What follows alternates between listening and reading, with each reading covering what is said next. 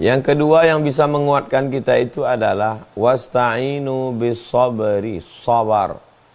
Sabar itu artinya menahan. Jadi ada ibadah itu yang keluar duit, bangun masjid, anak yatim, fakir miskin, sedekah beras. Ada ibadah itu yang keluar darah, jihad fisabilillah, mati syahid. Ada ibadah itu yang keluar keringat, tawaf, sa'i, melontar jumrah. Ada ibadah itu yang keluar suara, baca Quran, tausiah. Tapi ada ibadah tidak keluar keringat, tidak keluar darah, tidak keluar uang, tidak keluar suara. Ibadahnya tinggi, itulah dia sabar. Sabar artinya imsak, menahan, tahan. Pikiran yang mulai pikir macam-macam. Aku kan udah taubat, aku kan udah hijrah, aku kan udah ngaji.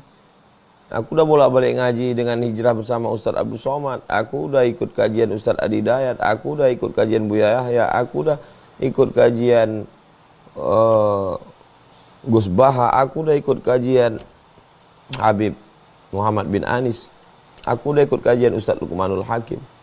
Kenapa begini? Tahan. Balikkan kepada Allah SWT. Tahan pikiran, tahan hati, tahan mulut, jangan sampai ngomong-ngomong. Wasta'inu bis sabri. Makanya kita diajarkan dalam puasa itu sebenarnya puasa itu adalah menahan. Dalam puasa itu kita memang betul-betul menahan. Tahan makan, tahan minum, tahan mata, tahan telinga, tahan lidah, tahan tenggorokan, tahan pikiran, tahan hati. Ini proses latihan. Karena kalau kita perturutkan, mata ngelihat, telinga mendengar cerita orang, hati, pikiran, mulut ngomong, komen-komen, na'udzubillah.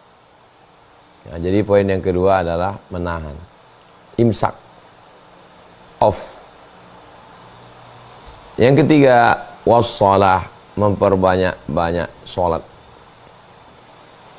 Bangun malam sholat tahajud, sholat sunat uduk dulu, sholat sunat taubat, sholat sunat tahajud, sholat sunat hajat, sholat sunat witir. Karena Allah mengatakan wassalah, sholat. Ambil uduk, sholat. Jadi suatu ketika Abdullah bin Abbas naik unta, tiba-tiba di belakang ada pasukan mengejar. Wahai Abdullah bin Abbas, adikmu meninggal. Langsung dia turun dan dia sholat. Allahu Akbar. Wasta'inu bis sabri wassalah. Sholat. Jadi memang kalau kita terpuruk itu tidak ada jalan lain kecuali berserah diri kepada Allah. Jalannya cuma dua. Fa'alhamaha fujuraha, jahat, lari ke narkoba, mabuk, atau menjadi orang yang dekat diri kepada Allah Subhanahu wa taala. Mabuk, pakai narkoba, pengisap ganja, pil anjing gila, memang insya Allah tenang. Mungkin tenang dalam beberapa saat, dosisnya habis itu kambuh lagi, mabuk lagi. Ngobrol-ngobrol sama kawan pun gila-gila semua. Habis itu mabuk lagi. Datang penyakit liver, datang darah tinggi, naik diabetes, naik, habislah semua, mati dalam keadaan su'ul khatimah. Mau kemana? Memangnya dengan kematian masalah hidup selesai? Mati tidak menyelesaikan masalah. Kalau mati menyelesaikan masalah, cukuplah dengan harakiri, ambil pedang, tusukkan ke jantung, mati, selesai. Orang yang stres menghadapi keterpurukan, dia ambil samurai, dia tusukkan ke jantungnya, berarti nanti di akhirat dia akan menusukkan api neraka ke jantungnya, khalidan mukhallada fiha abada, kekal selamanya. Orang yang stres menghadapi hidup ini gak kuat, diminumnya racun, mati. Dianggapnya istirahat, selesai. Di akhirat dia akan meminum api neraka, khalidan mukhallada fiha abada, kekal selamanya. Orang yang gak tahan dengan keterpurukan hidup ini, stres, depresi, melompat dari gedung lantai 100 kondominium, jatuh ke bawah, mati. Dianggapnya selesai dengan mati. Tidak selesai. Masuk dalam neraka, khalidan mukhallada fiha abada, kekal selama-lamanya. Hadis sahih. Jadi bagaimana caranya? Tempelkan keningmu ke lantai, berbisik kau ke tanah. Subhana rabbiyal a'la wa bihamdihi, subhana rabbiyal a'la wa bihamdihi, subhana rabbiyal a'la wa bihamdihi.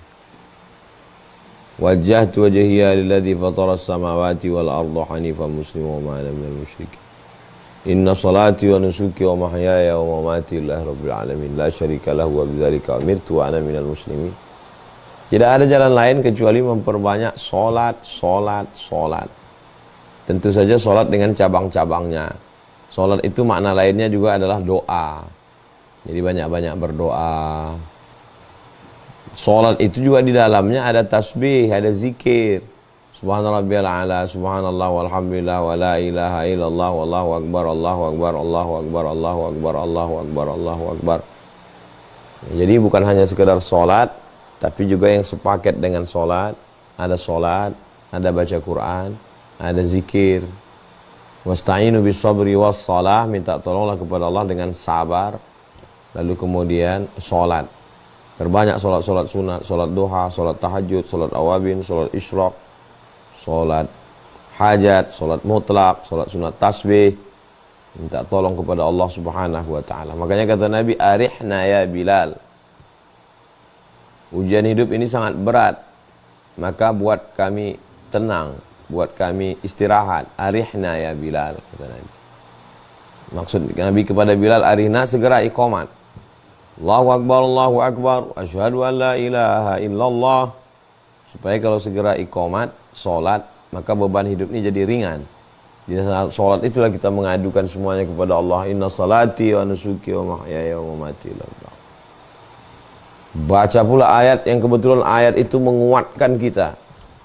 Wadduha wal laili idza saja ma wadda'aka rabbuka wa ma qala. Allah tidak meninggalkanmu, Allah tidak membiarkanmu. Wala sawfa yu'tika rabbuka fatarda. Kalau engkau ridha menerima ujian ini, Allah akan berikan apapun yang kau. Alam yajidka yatiman fa'awa. Dulu kau anak yatim, sekarang kau diberikan keluarga. Alam yajidka dhallan fahada. Dulu kau tidak tahu jalan, sekarang Allah sudah beri jalan, kau hijrah. Fa amal yatima fala taqhar, wa amma as-sa'ila fala tanhar, wa amma bi ni'mati rabbika fahaddits. Itu menguatkan kita semua itu. Bacalah Al-Quran seakan-akan Al-Quran itu diturunkan kepadamu.